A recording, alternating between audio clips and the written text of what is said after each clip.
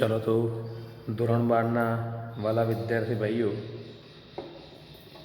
આજે આપણે વિકલિતના ઉપયોગો પ્રકરણમાં વિકલનનો આસન મૂલ્ય શોધવા માટેનો ઉપયોગ શીખવાનો છે.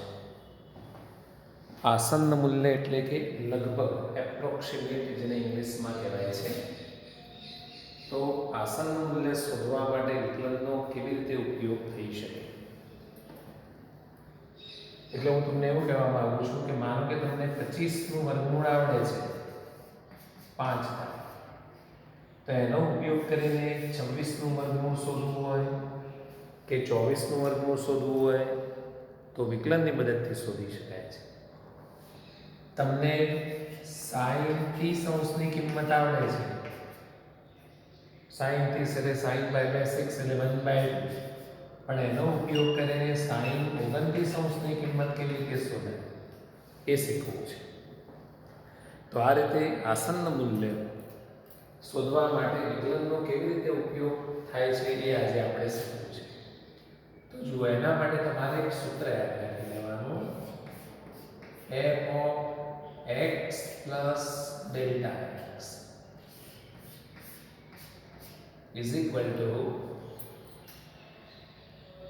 આમ તો અહીંયા x0 લખીએ તો ચાલતું હોય છે, fx plus delta x into f dash x. આમ તો ચાલો x0 લખો એટલે બધી જગ્યાએ સરળ delta x0 into f dash x. તો આ સૂત્રમાં જે અહીંયા જે બરાબર આવે છે એ એકચ્યુઅલમાં એપ્રોક્સિમેટ ઇક્વલ ટુ હોય છે, લગભગ બરાબર હોય છે. એટલે આ જે કિંમત આવશે એ આસન્ન મૂલ્ય કહેવાશે, લગભગ નજીકની કિંમત હોય. તો આસન્ન મૂલ્ય શોધવા માટે તમે એક આ સૂત્ર યાદ રાખીએ. આ સૂત્ર કેવી રીતે આવ્યું એની થોડીક ચર્ચા કરવી હું કરું કે તમે જે વિકલનની વ્યાખ્યા જાણો છો, limit h tends to 0 f of x plus h minus fx upon h, બરાબર? અહીંયા પણ આ લગભગ બરાબર જ હોય છે, એપ્રોક્સિમેટ જ હોય. હવે h છે ખૂબ જ નાની કિંમત છે, h ટેન્ડ્સ ટુ 0 એટલે 0 ની નજીકની કિંમત છે, મતલબ કે h એક ખૂબ નાની કિંમત છે. એને આપણે x ના નાના વધારા કે ઘટાડાના મૂલ્ય તરીકે લઈ લઈએ, h બરાબર ડેલ્ટા x લઈએ એટલે x માં થતો સૂક્ષ્મ વધારો કે ઘટાડો છે એવું આપણે સમજવાનું. તો આ લિમિટ ના લખવી પડે એટલે આવું થઈ જાય, f dash x લગભગ બરાબર f of x plus delta x minus fx upon delta x. અને અહીંયા ગુણી નાખો એટલે તમારી પાસે આવું સૂત્ર આવી જાય, f of x plus delta x લગભગ બરાબર fx આ બાદ લાવી લો plus delta x into f dash x. અને પછી સૂત્રમાં ભૂલ ના પડે એ માટે ગણતરીમાં સરળતા રહે એ દ્રષ્ટિથી x ને બદલે મેં x0 અહીંયા લખી દીધો છે. તો આસન્ન મૂલ્ય શોધવા માટે આ એક સૂત્ર તમારે યાદ રાખવાનું છે, બરાબર? પછી હું દાખલો શીખવાડું છું, એની એક સિસ્ટમ છે, ફોર્મુલો બનાવ્યો છે, એ પ્રમાણે જ દાખલા બનાવવા. ચાલો, હવે વિકલનનો બીજો એક ઉપયોગ છે ત્રુટિ માપક તરીકે અથવા ત્રુટિ શોધવા માટે.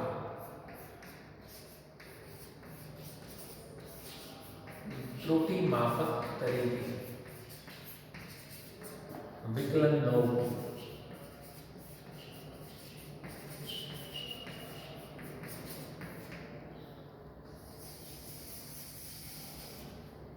તો એના માટે તમારે આવું એક સૂત્ર યાદ રાખવાનું છે કે ભાઈ y માં થતી ત્રુટિ લગભગ બરાબર છે, એ પણ પછી આપણે સાદું બરાબર કરીશું તો ચાલશે, બરાબર dy/dx into x માં થતી ત્રુટિ. એ સૂત્ર પણ આના પરથી બનાવવામાં આવતું હોય છે. હવે y માં થતી ત્રુટિને del y લખીએ તો સારું રહેશે. લગભગ બરાબરને બદલે બરાબર જ કરી દઈએ, પણ સમજવાનું કે લગભગ જ છે. Divide by dx into dx. તો જ્યારે ત્રુટિ માપક તરીકે શબ્દ ત્રુટિ માપક લખ્યો છે, પણ કોઈ વખતે એક રાશિમાં સામાન્ય વધારો થાય તો બીજી રાશિમાં કેટલો વધારો થાય એવા દાખલા પણ આ સૂત્રથી આપણે ગણવાના છે. ફરીથી બોલો. માનો કે કોઈ એક વર્તુળ છે, એ વર્તુળની ત્રિજ્યા માનો કે 10 સેન્ટીમીટર છે, પણ એ ત્રિજ્યામાં માનો કે થોડોક વધારો થાય એટલે આપણે ડેલ r કહીશું. માનો કે 0.01 જેટલો વધારો થયો, વર્તુળ સહેજ મોટું થયું, તો ક્ષેત્રફળમાં કેટલો વધારો થશે તે શોધો. તો એ વખતે આ સૂત્રનો ઉપયોગ કરવાનો. એમાં જો આપણે આવી ગયા હતા, અહીં y આવે છે એટલે ઉપર dy લખવાનું, અને અહીં x આવે છે એટલે નીચે dx લખવાનું. એટલે માનો કે આ દાખલો હું તમને સમજાવતો હતો, એમાં તમારે ડેલ a શોધવાનું છે, એને ડાબી બાજુમાં લખીશું. ડેલ x આપ્યું છે, ડેલ r આપ્યું છે, અને જમણી બાજુમાં લખીશું. તો અહીંયા શું મૂકવું પડશે? dA by dr. આ રીતે આ સૂત્રનો ઉપયોગ કરીશું. એટલે x માં થતો વધારો આપ્યો હોય, y માં થતો વધારો શોધવો હોય તો પણ આ સૂત્ર મૂકવાનું છે. x માં થતી ત્રુટિ આપી હોય, y માં થતી ત્રુટિ શોધવી હોય તો પણ આ સૂત્ર મૂકવાનું છે. અને એ જે ત્રુટિ છે એ આ આસન્ન મૂલ્ય આપે છે. એટલે ઘણી વખત એવું કહેશે કે ભાઈ y માં થતા વધારાનું આસન્ન મૂલ્ય શોધો, તો પણ એ આ વસ્તુ જ કહેવા માંગે છે, પેલું નહીં. બરાબર? ચલો, તો હવે આપણે આ મુદ્દા ઉપર આખું એક સ્વાધ્યાય બનેલું છે, એ સ્વાધ્યાય ગણીએ એટલે તમને સૂત્રની પાકી સમજ મળી જશે. ચલો, તો પહેલો દાખલો સ્વાધ્યાય 6.4. વિકલનના ઉપયોગથી નીચેના આસન્ન મૂલ્યો 3 દશાંશ સ્થળ સુધી મેળવો. પહેલો છે વર્ગમૂળમાં 25.3. વર્ગમૂળમાં 25.3. ચલો, હું આસન્ન મૂલ્યની રીત શીખવાડું છું, એ રીત તમારે પકડી રાખવાની. જો દરેક વખતે પહેલું વિધેય ધારવાનું. ધારો કે fx બરાબર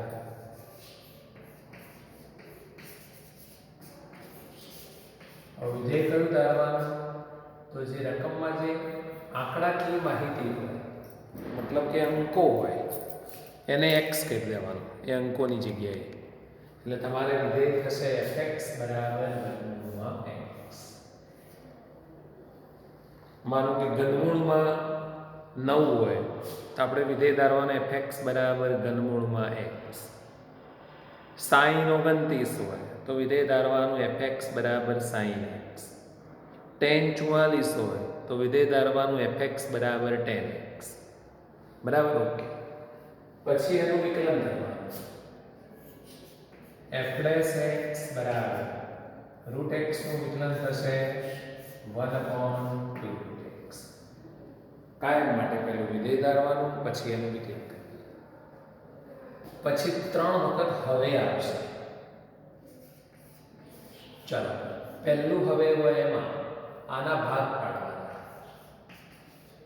25.3 ના ભાગ પાડવાના. એમાં એક ભાગ એવો પાડવાનો કે જે આમાં મૂકવાથી, વિધેયમાં મૂકવાથી એનું સરળતાથી મૂલ્ય મળી જાય અને આની નજીકમાં. તો કયા ભાગ પાડીશું? 25. ઓકે. પછી પ્લસ. હવે આને બેલેન્સ કરવા માટે પાછળ થોડી વધઘટ લખવી પડશે. તો સમજી ગયા તમે શું લખવું પડશે? 0. તો આમાં આ જે વસ્તુ છે એને x0 કહેવાનું, પેલાને ડેલ્ટા x0 કહેવાનું. x0 બરાબર 25, ડેલ્ટા x0 બરાબર 0.3. દરેક વખતે આ સિસ્ટમથી આગળ વધો. હવે તમે પેલું સૂત્ર યાદ કરવાનું. આપણે શાની જરૂર છે હું તમને કહીશ. અહીંયા હું લખી રાખું.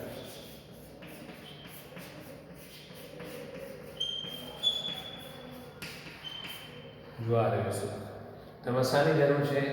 fx0, delta x0, f+x0. ત્રણની જરૂર છે. એમાં ડેલ્ટા x0 આવી ગયો. ઓકે. હવે fx0 કેવી રીતે શોધવાનું? તો આ જે કિંમત છે એ અહીંયા મૂકી દેવાની. પછી આ કિંમત અહીં મૂકશો એટલે f+x0 આવી જશે. બરાબર? એટલે બીજું હવે આવશે fx0 બરાબર અહીંયા વર્ગમૂળમાં x0 મતલબ કે વર્ગમૂળમાં 25 શું આવશે? 5. આપણે કીધું કે એક ભાગ એવો લેવાનો જે અહીંયા મૂકવાથી સરળતાથી એનું મૂલ્ય મળી શકે. ચાલો પછી f+x0 તો અહીંયા મૂકીશું x ની જગ્યાએ x0. ચાલો 1/2 વર્ગમૂળમાં 25. ચાલો 25 નો વર્ગમૂળ 5 દુ 10 એટલે ચાલો આવી ગયું 1/10. તો આ કિંમત બી આવી ગઈ, આ કિંમત બી આવી ગઈ. ખ્યાલ આવી ગયો? દરેક દાખલામાં આ રીતે આગળ વધો. હા, કોઈ વખત એવું બને વિકલન થોડું મોટું બને, કોઈ વખતે આ સાદું રૂપ મોટું બને, બાકી પદ્ધતિ આ જ પકડી રાખવાની. ચાલો 2 વખત હવે આવ્યું, હવે ત્રીજી વખત હવે લખવાનું. એમાં મૂળ રકમ લખી દેવાની. શું છે રકમ? 25.3. પછી પેલું સૂત્ર લખી દેવાનું fx0 plus delta x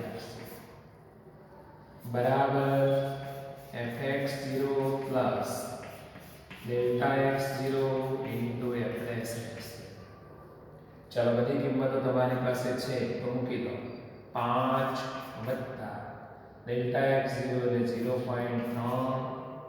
f+x0 એટલે 1/10. ચાલો નીચે 10 છે એટલે અહીંયા એક પોઈન્ટ વધી જશે. 5 વત્તા 0.03 અને એનું સાદું રૂપ આપી દો તો 5.03 આમ બરાબરની નીચે બરાબર લખવાનું એટલે ખૂબ સરસ લખાણ દેખાશે. તો આસન્ન મૂલ્યના તમામ દાખલાઓ તમારે આ રીતે ગણવાના છે. એમાં ધ્યાન રાખો, વિધેય ધારવાનું અને ભાગ પાડવાના બે વસ્તુ મહત્વની છે. ચલો હજુ તમને આ પ્રકારનો એક દાખલો બનાવો. બીજો દાખલો તમે હોમવર્ક કરો. બીજો અને ત્રીજો બંને એમાં વર્ગમૂળ જ છે. વર્ગમૂળમાં 49.5. ત્રીજો મિત્રો વર્ગમૂળમાં 0.6. બરાબર? કારણ કે આમાં વિધેય ધારશો fx બરાબર √x, આમાં વિધેય ધારીશું fx બરાબર √x એટલે આના જેવું થઈ ગયું. આના ભાગ પાડીશું 49 વત્તા 0.5, આના ભાગ પાડીશું 0.4 વત્તા 0.2. ઓકે, ચાલો હવે ચોથો થોડો જુદો છે. એમાં ગણવું છે એટલે મારે તમને ગણાવવું છે. 0.009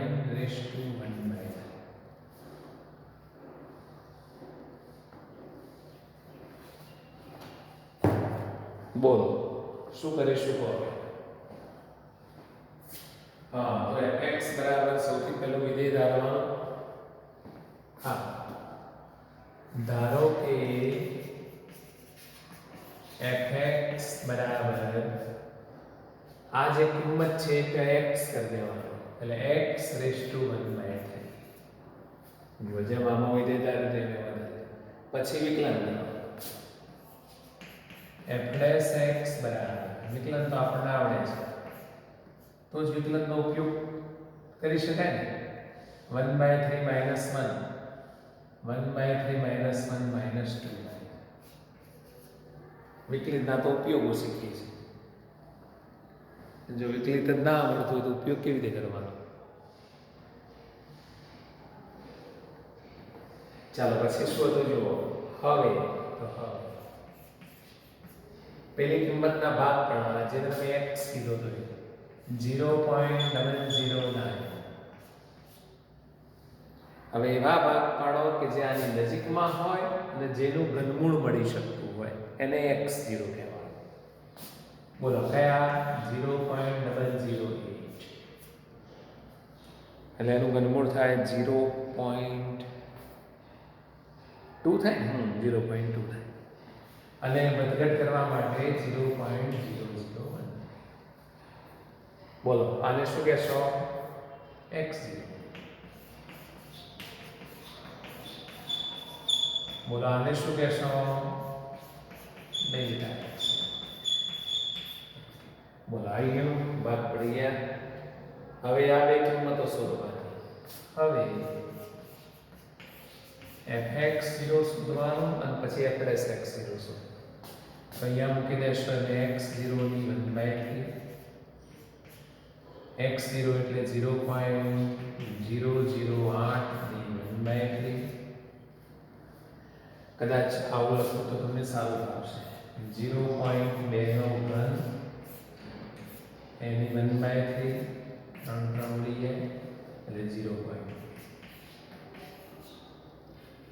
ચલો પછી f'(x) તો 1/3 x0 ની -2/3. ચલો x0 ની કિંમત મૂકી દો તો 1/3 0.008 raised to -2/3. હવે ઉપર લખ્યું કે કંઈ નથી લખતા. આ 0.2 નો ઘન કહેવાય. ત્રણ ઉડી જાય 1/3 0.2 ની -2. -2 છે એને નીચે લઈ જવું પડશે. 1/3 1/0.2 ની 2 0.2 ની 2 ઘાત એટલે 0.04 થાય. એને પછી 3 સાથે ગુણી નાખો એટલે 0.12.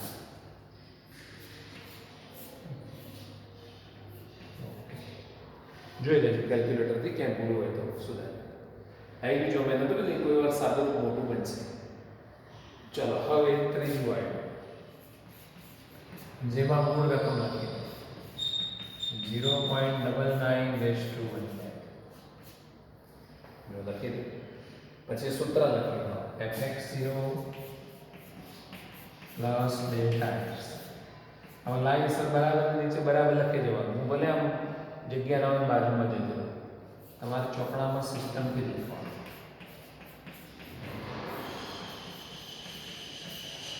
ઓકે ચલો fx0 એટલે 0.8. ડેલ્ટા x0 છે 0.001. f'(x0) છે 1/0.12. વા કહેવાય 1/1000. પેલામાં ઉપર 100 થઈ જશે બરાબર. 0.2 વત્તા બરાબર છે. સમજાય છે ને મારી વાત? ઓકે એટલે 1/120 અહીંયા આવતો હતો. જો કે કેલ્ક્યુલેટર હશે તમને તકલીફ નહીં પડે. 2/10 1/120. ચલો 120 પ્લસ આ લઈ એટલે આને ગુણાશે 12 12 24 વત્તા 25/120. આટલું રાખો તો બી સાચું છે અને હું કેલ્ક્યુલેટરમાં ગણી દઉં. ચલો એને પોઈન્ટમાં કન્વર્ટ કરીએ તો બી વાંધો નથી. 25/120 0.208. 3 દશાંશ સુધી કીધું છે. પાછળ ટકડે આવે છે પણ 3 દશાંશ લક્ષ આટલા રાખવાના. તો આ રીતે 0.009 નું ઘનમૂળ થશે 0.208. જોયું વિકલન કેટલું ઉપયોગી છે. તો આ રીતે આસન્ન મૂલ્યના આ પ્રકારના દાખલા હવે તમને આવડશે. એટલે જુઓ 5મો 6ઠ્ઠો 7મો 8મો 9મો 10મો 11મો 12મો 13મો 14મો 15મો ત્યાં સુધીના દાખલા તમે હવે ગણી શકો એમ છો. ચાલો તો મિત્રો મેં રકમ લખી છે, એમાં કયું વિધેય ધારવાનું એ લખ્યું છે, એમાં કયા ભાગ પાડવાના અને એનો શું જવાબ આવે. એટલે તમે આ જે મેં હોમવર્કમાં દાખલા આપ્યા છે એ વિડીયો પોઝ કરી અને ઘણો જવાબ ટેલી કરો. ભૂલ પડતી હોય તો પાછી ફરીથી એ ભૂલ સુધારી અને આવો જવાબ લાવી દો. બરાબર, બધા એક જ પદ્ધતિથી ગણાય છે. એટલે આ દાખલા માટે તમને હિન્ટ મળે, તમને સરળ પડે માટે મેં આખું કોષ્ટક બનાવીને રજૂ કર્યું છે. બરાબર, તો વિડીયો પોઝ કરી અને આટલા દાખલા તમે ગણી નાખો. લગભગ ઘણો બધો ટાઈમ જશે એમાં. ઓકે, ચલો હવે હું કોષ્ટક કાઢી નાખું છું અને આગળનો દાખલો ગણાવવાની તૈયારી કરું છું.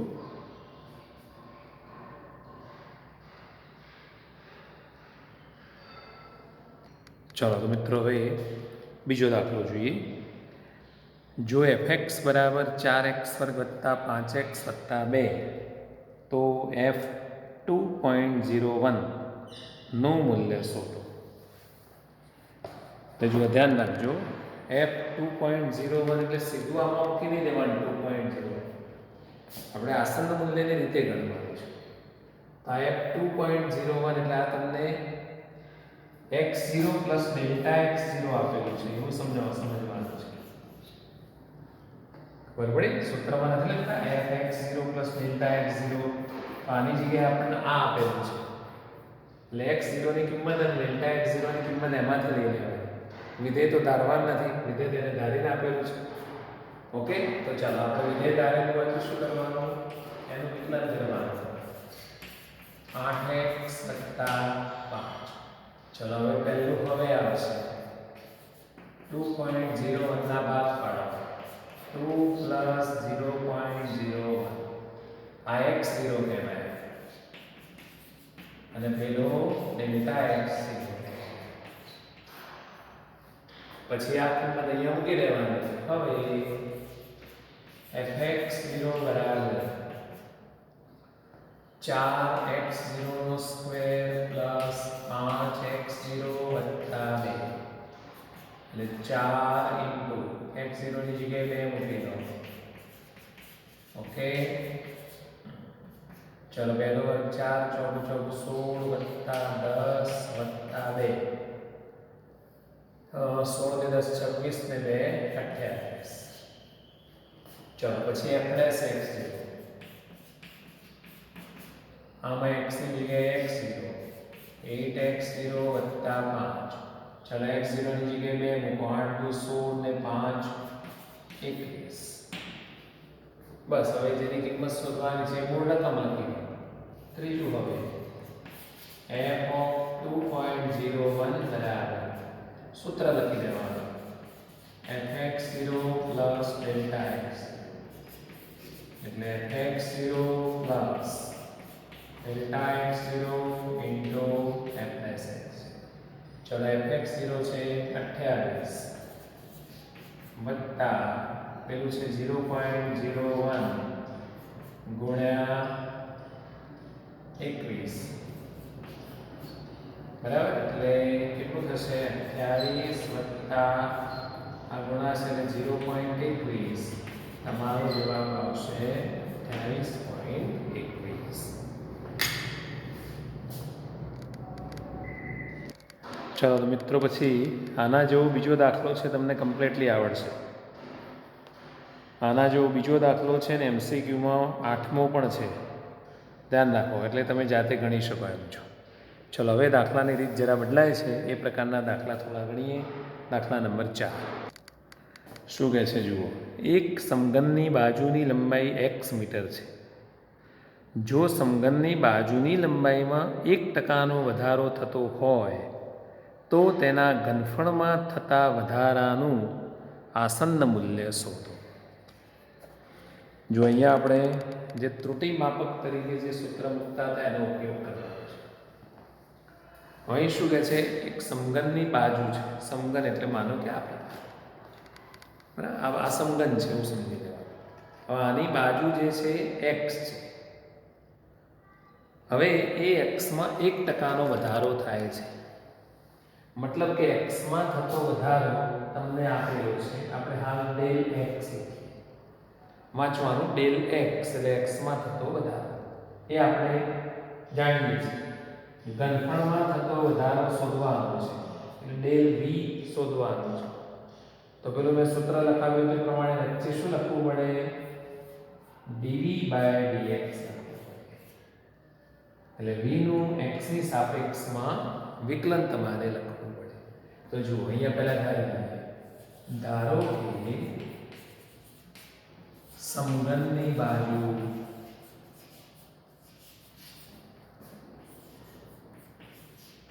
x એમાં મીટર સેન્ટીમીટર એની કોઈ જરૂર નથી તથા ઘનફળ v છે.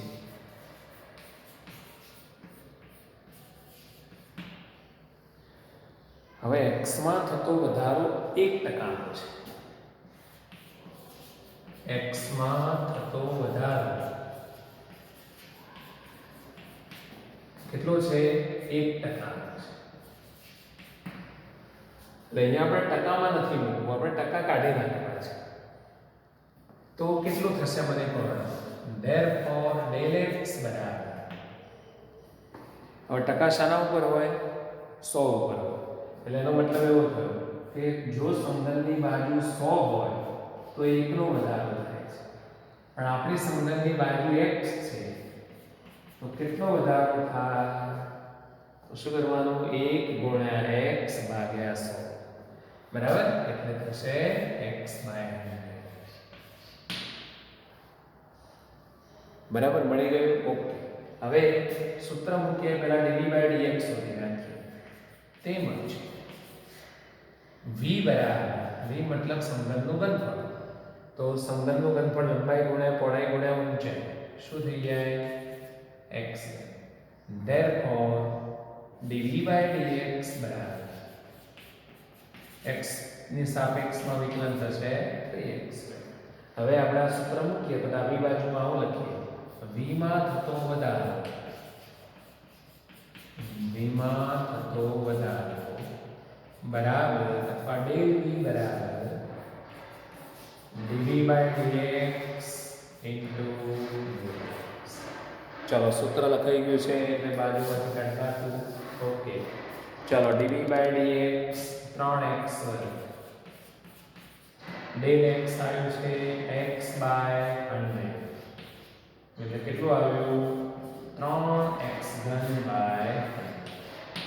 તો v માં થતો વધારો મિત્રો આટલો થશે. પણ x માં થતો વધારો જો તમને ટકામાં આપ્યો હોય તો v માં થતો વધારો પણ ટકામાં શોધવાનો. બરાબર. તો ટકામાં શોધવું હોય તો એકચ્યુઅલી આમ 83 આવે કે v માં આટલો વધારો થાય તો 100 એ કેટલો થાય? v હોય તો આટલો વધારો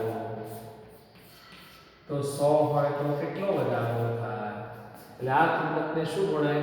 100/v. એટલે તમારે પછી યાદ રાખી લેવાનું. જો ટકામાં કન્વર્ટ કરવું હોય તો 100 / રાશિ મૂકી દેવાની એટલે ટકા થઈ જાય. અને ટકા કાઢવા હોય તો રાશિ / 100 ગુણી દેવાનું. બરાબર. તો જો અહીંયા 3x/100 એને ટકામાં કન્વર્ટ કરવું છે તો 100/ એ રાશિ એટલે જેમાં શોધતા હોય ભાગ્યા v કરશો. આ ટકા થઈ જશે. 100/ રાશિ મૂકો એટલે ટકા થઈ જાય. રાશિ ભાગ્યા 100 મૂકો તો ટકામાંથી સાદું થઈ જાય. ચાલો 100 ઉડી ગયા. હવે v એટલે શું? સોરી v એટલે x ઘન. તો સીધું x ઘન મૂક્યા વગર ઉડાડજો. ચાલો તો ઘનફળમાં કેટલા ટકાનો વધારો થાય? 3%. બરાબર. તો જો એને ટકામાં માહિતી આપી હોય તો આપણે એને ટકામાં જવાબ આપવાનો. તો v માં થતા વધારાનું આસન્ન મૂલ્ય છે 3%. કેમ આસન્ન મૂલ્ય ખબર પડી? તો સૂત્રમાં આ છે ને એકચ્યુઅલી લગભગ બરાબર હોય છે. એપ્રોક્સિમેટ ઇક્વલ ટુ હોય એટલે એમ કહેવાય ઘનફળમાં થતા વધારાનું આસન્ન મૂલ્ય 3% છે. બરાબર. તો આ સૂત્રનો આવી રીતે ઉપયોગ કરવાનો. વધારો થતો હોય, ત્રુટિ કીધી હોય, ઘટાડો થતો હોય એ બધા એક જ પ્રકારના દાખલા ગણાય. ચલો હવે 5મો દાખલો તમને ઘરેથી આપવો છે. મેં ગણી દીધો છે.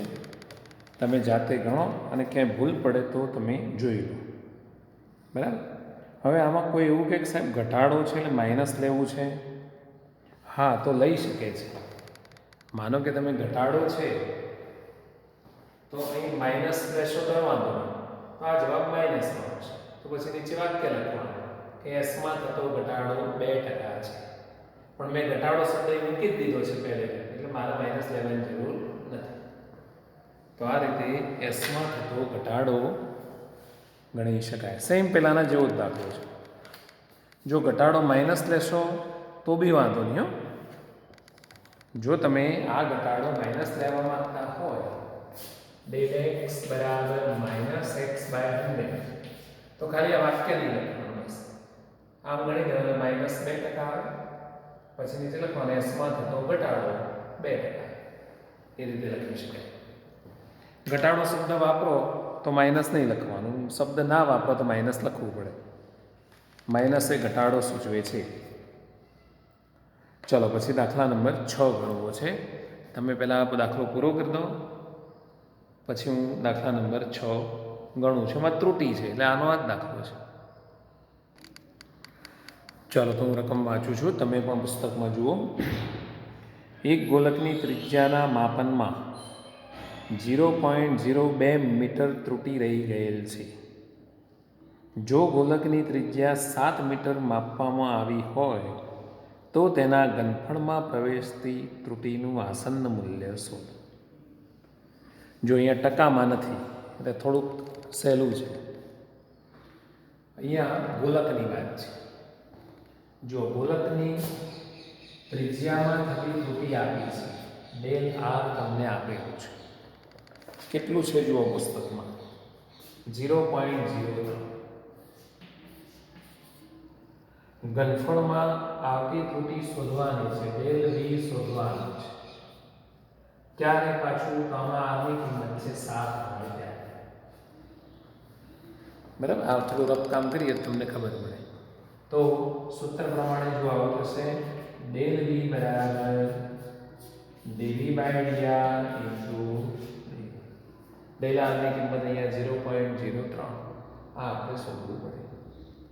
બરાબર, સીધું લખવાની મળે, થોડું વર્ણન લખવાનું કે ધારો કે ગોલકની ત્રિજ્યા r અને ઘનફળ v છે. ચલો તો આવું લખી દો. જો પેલું સમજાવતું તો એમાં મારે del r ખોટું લેવાઈ ગયું, આગળના દાખલામાં લેવાઈ ગયું. અહીંયા 0.02 છે. ધારો કે ગોલકની ત્રિજ્યા r મીટર, ઘનફળ v મીટર ઘન છે.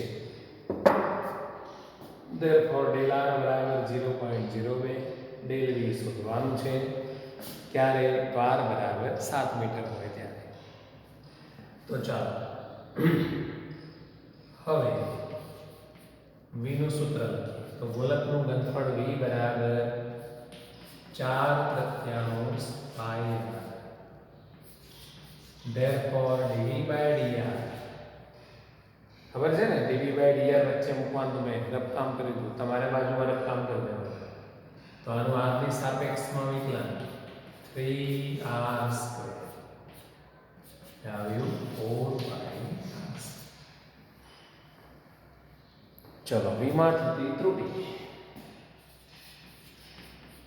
v માં થતી ત્રુટિ શબ્દ છે તો ત્રુટિ બરાબર dv/dr ઇન્ટુ del r એટલે 4πr² ઇન્ટુ 0.02. હવે r ની કિંમત મૂકી દેવાની છે.